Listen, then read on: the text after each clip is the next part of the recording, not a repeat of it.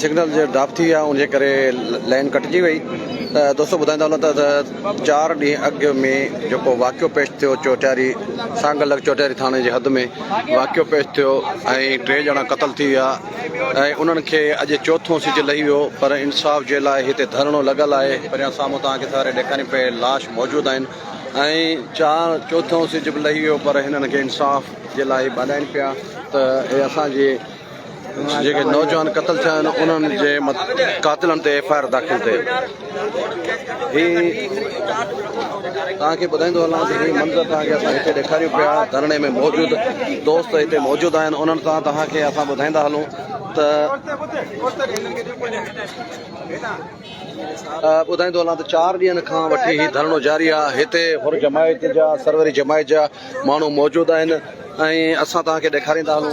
त हीउ वाक़ियो जेको पेश आयो उन में चौथों सिज लही वियो, पर हिननि खे इंसाफ़ न मिलियो। हिननि जो हिकिड़ो ई मुतालबो आहे त क़ातिलनि ते FIR दाख़िल थिए, पर उहा FIR तरफ़ां का बि कोन थी मिले। असां सां गॾु हुर जमायत जी अहम शख़्सियत फ़कीर गुलशेर चाकराणी बि हिते मौजूदु आहे, हुर जमायत जो अहम अॻवान।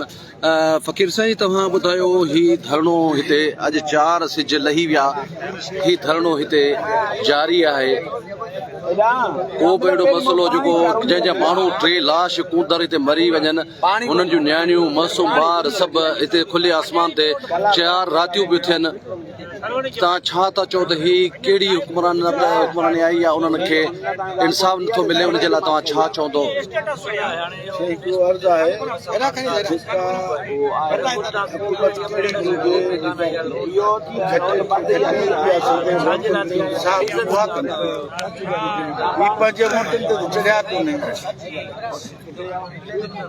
खिलाई मखलूक चढ़िया आहिनि, हुननि खे हुनखे इंसाफ़ सां हमदर्दी आहे कोन। ॿियो नंबर केर बि हुजे, किथे बि हुजे, कहिड़ी पार्टी इंसानियत जो क़तल आहे, इंसानियत जो क़तल आहे। त हीउ इंतिहा ज़ुल्म थियो आहे, मुंहिंजे ॻोठ ते फायरिंग थी आहे, 3 माण्हू क़तल थिया आहिनि, ॿिया ज़ख़्मी थिया आहिनि, नियाणियूं ज़ख़्मी थिया आहिनि, बच्चा नंढा ज़ख़्मी थिया आहिनि। को दाद फरियाद कोन्हे। SP साहिबु ईअं मजबूर वेठो आहे जी को मूड़ो ॿधी विहारबो आहे, मूड़ो ॿधी विहारे छॾे, इहो मूड़ो ॿधियो वेठो आहे। हेठि पुछीस त वरी तव्हां सुवाल कया हूंदा, सभु ॾिठो पियो मीडिया ते, हेठि कंध कयो पियो ॻाल्हाए, शर्म पियो अचेसि ॻाल्हाईंदे। हेॾो ज़ुल्म थियो आहे FIR त कटे छॾे, FIR कटिजी वञे, पोइ जेको फ़ैसिलो जज आहिनि ॿिया आहिनि पोइ मिंटो रेडियो थी कमु आहे, पर हिननि खे उहो हया आहे, न को शर्म आहे, न को ॻाल्हि आहे। माण्हू खे कुतो मारियो, उन ते फरियाद थिए, वॾे कुते खे धकड़ फरियाद थी, जो घर ई तबाह करे छॾींदा, उनजो ड्राहे साॻी पुलिस घर बि ड्राहे छॾींदी, उन्हनि जे ज़ालूं मुड़ुस सभु खणी जेल में हणी छॾींदी। ठीकु आहे साईं, फ़कीर जूं ॻाल्हियूं ॿुधियूं। दोस्तो निमाज़ जो टाइम थिए पियो ऐं असां हाणे तव्हांखे ॿुधाईंदो हलां त हिते सलाम पेश करियां थो उन्हनि माण्हुनि खे जेके असांजा हुर जमायत जा माण्हू हिते रईस फरीद मरी बि मौजूदु आहे। सही ऐं सलाम पेश करियां थो दोस्तनि खे ॿुधाईंदो हलां त हीउ मुजाहिद जेको आहे पहिरें ॾींहं खां वठी हिते मौजूदु आहे। लंगर बि तव्हां माण्हुनि ते उन्हनि मुतासिर ख़ानदान खे पहुचायो पिया। हीउ चांहि जो इंतज़ाम बि हले पियो।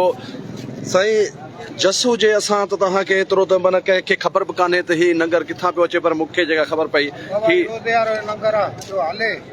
अच्छा तो जमायत की खिदमत कयूं था, मज़लूमन वेठा आहिनि, पंहिंजो ख़र्च या कयूं ऐं जमायत जो सभु जमायत जो गॾु हले सिस्टम। माशाअल्लाह साईं, जवान खे सलाम आहे त हीउ रोज़ेवारी त पहिरें ॾींहं खां वठी 2 टाइम हिते लंगर बि हले पियो, चांहि बि हले पई, हर सिस्टम जेको हुर जमायत जा जेके अहिड़ा कमदार जवान वेठा आहिनि जेके हिननि खे सपोर्ट कनि पिया, मदद पिया कनि। सलाम हुजे इन्हनि ॿियनि खे बि घुरिजे त इन्हनि मज़लूमनि जो मदद कनि उन्हनि जो हेल्प कनि जीअं ही मुज़ाहिरीन जेके हिते वेठा आहिनि लाज़मी आहे घर ॿार बचा जेके हिते मौसूम वेठा आहिनि सभु कुझु छॾे हिते मौजूदु आहिनि ऐं उन्हनि जे लाइ जेके जमायत बि गॾु आहे सरवरी जमायत आहे शहरी आहिनि सोशल समाजी ॿिया जेके बि माण्हू आहिनि उन गॾु आहिनि लाज़मी आहे जेके हिते माण्हू रहनि पिया उन्हनि खे ख़ाली वेहण सां त कोन टाइम थींदो उन्हनि खे खाइण लाइ बि खपे वेहण लाइ उनखे चार्ज करण लाइ चांहि बि खपे ऐं उहे जेके माण्हू सॼो ॾींहुं हिते वेहनि जेको 4 ॾींहंनि खां हिते मौजूदु आहिनि 4 ॾींहं राति ॾींहुं माण्हू हिते मौजूदु आहिनि उन्हनि खे खाधो पहुचाइण उन्हनि खे चांहि पहुचाइण ऐं चवां थो सलाम आहे अहिड़नि जवाननि खे जेके हक़ ऐं सच जे पासे मज़लूमनि सां गॾु बीठा आहिनि हिते का बि सियासत कान्हे हिते ऐं हीअ ॾिसो असांजा दोस्त सभिनी लाइव दोस्तनि जे साम्हूं ऐं कया मुसलसिल 4 ॾींहं खां अब्दुल गफ़ार निज़ामानी जेको पाण अवामी प्रेस क्लब इंसानी हुकूक सांगर जा पाण सदर आहिनि ऐं काफ़ी 4 ॾींहंनि खां मुसलसिल हिन जी हिते लाइव जेका सोशल मीडिया ते कवरेज आहे मुसलसिल जिदोजहद आहे जेका तव्हां ॾिसी रहिया आहियो मज़लूमनि जे हक़ जे लाइ उन्हनि ज़ालिमनि जे ख़िलाफ़ु जेका हिननि पंहिंजो टाइम ॾिनो अचो त गफ़ार खां पुछूं त गफ़ार तव्हां इन 4 ॾींहंनि में छा फील छा महसूसु कयो आहे साईं ऐं सहाफ़ी सां गॾु हिकु इंसानी हक़ूक़ ज़िले सांगड़ जो सदर बि आहियां ऐं तव्हां ॾिठो आहे जॾहिं ज़ुल्म हुजे ॾाढ हुजे असां हमेशह उन मज़लूमनि सां गॾु बीठा आहियूं हीअ त हिकु वॾो साञो थियो आहे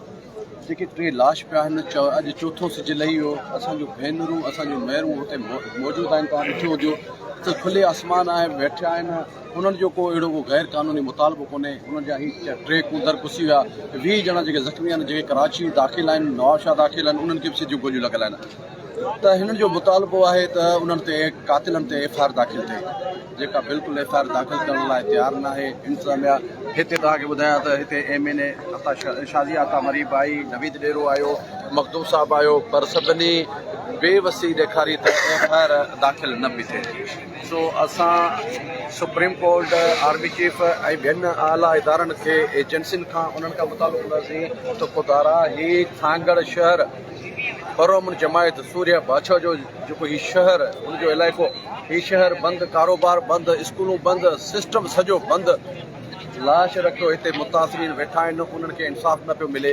असां कोशिशि करियूं पिया त इन्हनि जो आवाज़ आला ऐवाननि ते पहुचूं उन्हनि जेके हीअ इक़्तिदार जे नशे में अची अखियुनि खां अंधा थी विया आहिनि कननि खां बोड़ा थी विया आहिनि हुननि खे न ही ज़ुल्म ॾाढ या ही इंसाफ़ जी जेका शइ उन्हनि खे नज़र नथी अचे न को हीअ असांजो आवाज़ु उन्हनि जे कननि ते पहुचे थो ऐं वरी बि उन्हनि दोस्तनि खे ऐं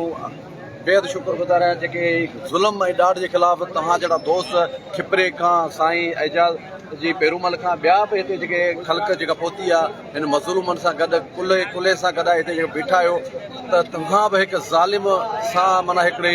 पंहिंजो हिसो हिन मज़लूमनि सां गॾिजी पंहिंजो हक़ अदा कयो आहे ऐं असां पंहिंजी कोशिशि करियूं था त इहा जेको हीअ जेका बि हक़ीक़त हिन कैमरा जी अख सां तव्हां ताईं पहुचाए सघूं लम्हा बि लम्हा असां कोशिशि कंदा आहियूं ॾींहुं हुजे राति हुजे त मज़लूमनि जो आवाज़ु हिननि जो आवाज़ु उते पहुचे थो ऐं ॿिया जेके असांजा दोस्त हिन पोस्टरनि खे वधि में वधि अॻिते शेयर पिया कनि था उहो आवाज़ु असांजो अॻिते मोकिलिनि पिया ऐं उन्हनि खे बि सलाम पेश करियां थो जेके सरासर असां सां गॾु जेके अचनि पिया ऐं हींअर निमाज़ जो टाइम थिए थो अज़ान जो टाइम थियण वारो आहे सो आउं दोस्तनि खे हींअर वक़फ़ो कंदुसि ऐं आउं वरी बि जस ॾियां अहिड़नि सोननि खे जेके ही पंधु करे ॿियनि शहरनि खां हिन शहर ताईं पहुता आहिनि पेरूमल खां आयो आहे साईं जेको सो थधो मशीन खिपरे खां बि अॻिते हाजी काज़ी फैज़ मोहम्मद राजड़ जे ॻोठां साईं मुमताज़ ही वकील साहिबु ऐं ॿिया जेके मुंहिंजा ॾिसंदड़ आहिनि ही जेके बि वेठा आहिनि इहे बि जस लहनि था जेके हिन धरणे में मौजूदु आहिनि अब्दुल गफ़ार जी साईं हीअ त 30 किलोमीटर पंधु आहे जा अगरि हिते 3000 किलोमीटर पंधु हुजनि छो त असांखे क़िबला हज़रत पीर साईं पगार जिन जो बि हुकुम आहे त तव्हां ग़रीबनि जी मदद कयो अमीरनि में त कुझु बि कोन्हे अमीर सिर्फ़ु मुफ़ाद जा आहिनि ऐं वॾेरा जेके आहिनि उहे पंहिंजे मुफ़ाद में आहिनि उहे टिशू पेपर वांगुरु ग़रीबनि खे उछले छॾींदा आहिनि कमु कढी सो असां पहिरीं ॻाल्हि त पंहिंजे मुर्शिद क़िबला हज़रत पीर साईं पगार जिन जे हुकुम मुताबिक़ बि आया आहियूं ऐं इंसानी हमदर्दी तौर बि हिननि जुड़े जा बिरादरान चोटियारियूं वारनि सां जेके 4 ॾींहंनि ताईं हिननि जा लाश वीचारनि जा अञा ताईं पिया आहिनि उन खां पोइ औरतूं आहिनि ॿारड़ा आहिनि वीचारा मज़लूम थियो वेठा आहिनि हिते त पाकिस्तान में त असां वटि कानून आहे कोन ऐं त पहिरीं ॻाल्हि इहो चवंदुसि त असांजो IG सिंध ऐं DIG मीरपुर ख़ासि ऐं SLP सांगड़ शहीद बेनज़ीराबाद ऐं एसएसपी सांगड़ खे चवंदुसि त महिरबानी करे तूं वर्दी लाइ तूं चूड़ियूं पाए ऐं तूं गंदी ओढे वेही रहो, तुंहिंजो हीउ कमु कोन्हे हीअ कुर्सी हलाइण जो। तूं वञी भतो वठि, तूं वञी मनशात फरोशन खां वञी जेके पैसा तव्हां मंथली वठंदा आहियो तव्हां उहे वठो, तव्हां हिते लाइक़ ई कोन्हे कुर्सियुनि जा। तव्हांखे इहा ख़बर हूंदी त 2 साल अॻे असांजो मुंहिंजो शहीद ज़फ़र अली जॾहिं शहीद थियो त उन में बि ईअं ई पुलिस माटेली मां वारो सलूक कयो, जंहिंमें मुखालफ़नि कातिलनि खे पंहिंजा उन्हनि में नाला कढी केसनि में छॾियूं। सदाईं ही कातिलनि जा साथारी रहिया आहिनि ऐं आउं तव्हांखे इहो ई ॿुधाईंदो हलां त इनशाला अलाह साईं हिननि जी मदद कंदो, हिननि जी कातिलनि खे कैफ़िर किरदार ताईं पहुचाईंदो। पाकिस्तान ज़िंदाबाद, भेद पागार। दोस्तों ही तव्हांखे ॿुधाईंदो हलां त हिते का बि रंग ज़ात का बि हिते सियासत कोन्हे। ऐं तव्हांखे ॿुधाईंदो हलां त ही हुर जमायत बि हिते हुननि सां गॾु मज़लूमनि सां बीठी आहे, त उन्हनि सां कुले सां गॾु बीठी आहे, त ज़ुल्म थियो आहे, ॾाढ थियो आहे, हुननि सां बीठी आहे। जेको फ़ैसिलो धणी कंदा ही जमायत ॿिया माण्हू सभु हिननि सां गॾु मौजूदु आहिनि, त जेको बि धणी जेसिताईं वेठा आहिनि त तेसिताईं पीर साईं पागार जो हुकुम बि आहे त तव्हां हिन मज़लूमनि सां गॾु बीहो, जीअं वारिस चाहिनि तीअं कनि। त इनशा अल्लाह ताला ही तव्हांखे ॿुधाईंदो हलां त ही ज़ुल्म ही हुकूमत बि पीपल्स पार्टी जी, ही जेको ज़ुल्म थियो आहे इहे वोटर बि पीपल्स पार्टी जा आहिनि ऐं उन्हनि खे इंसाफ़ न पियो मिले। अफ़सोस सद अफ़सोस। हा, हाणे अज़ान अची वई आहे, नमाज़ जो वक़फ़ो थींदो।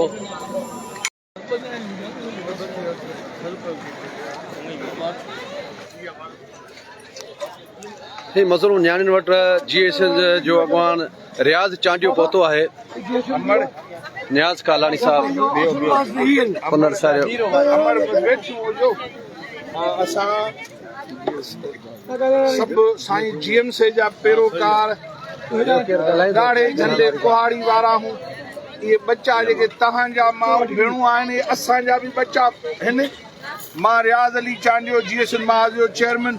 साईं डॉक्टर नियाज़ कालानी जिस कम शहीद बशीर खान जो सरबराह हुआ, असां सभु तव्हां वटि हिते हली आया हूं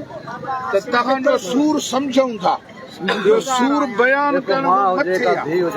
पर अव्हांजी गैरत हौसले खे जस हुजे त तव्हां बहादुरी जो मुज़ाहिरो करे अमड़ जिंदो चांडियो वांगुरु रोड ते वेठा हो जीअं उहा टंडो बहावल में वेठी। तंहिं करे इंसाफ़ जे लाइ ऐं अलाह कंदो कातिल गिरफ़्तार थींदा। असां सुभाणे GS वारनि ऐं ॿियनि कॉम्प्रेस पार्टियुनि जी मीटिंग घुराई आहे। अॼु सरकार खे चयो अथऊं त अॼोके शाम ताईं FIR कटियो, कातिल ॿधो, न ॿधंदव त असां आम हड़ताल जो ऐलान कंदासीं। असां सॼी सिंध बंदि कंदासीं, सिंध जो को शहर खुलियल न हूंदो, जेसिताईं इहो एहतजाज जारी रहंदो, हड़तालूं मुज़ाहिरा, जेसिताईं तव्हांजे इन्हनि बचनि भाउरनि ऐं इन्हनि मासूमनि सां इंसाफ़ नथो थिए, या कातिल नथा ॿधजनि, असां गॾु हूं।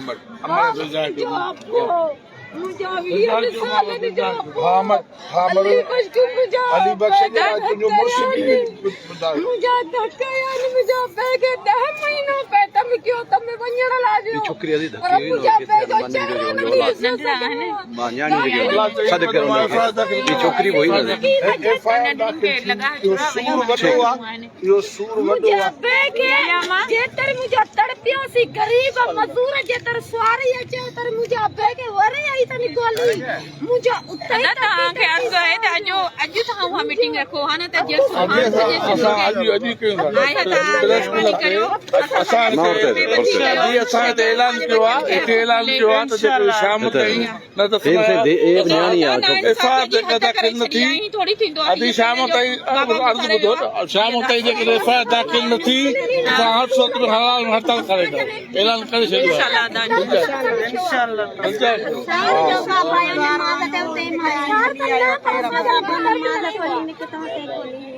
शहीद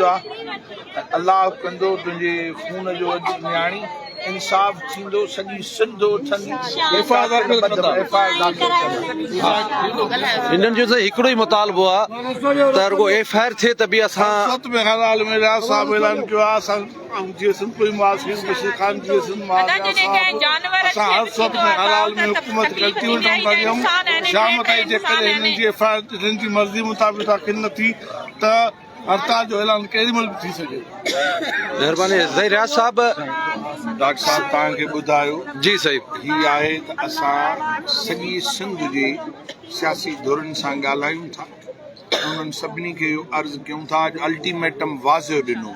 उहो वाज़ियो अल्टीमेटम आहे त शाम ताईं FIR कटियो इहे कहिड़ियूं सरकार जूं धुरियूं आहिनि जेके तव्हां मखदूम साहब आहियो ॿिया आया DIG IG पीपल्स पार्टी आहे हुनजी हुकूमत आहे पीपल्स पार्टी ही पीपल्स पार्टी जा ई वोटर आहिनि माण्हू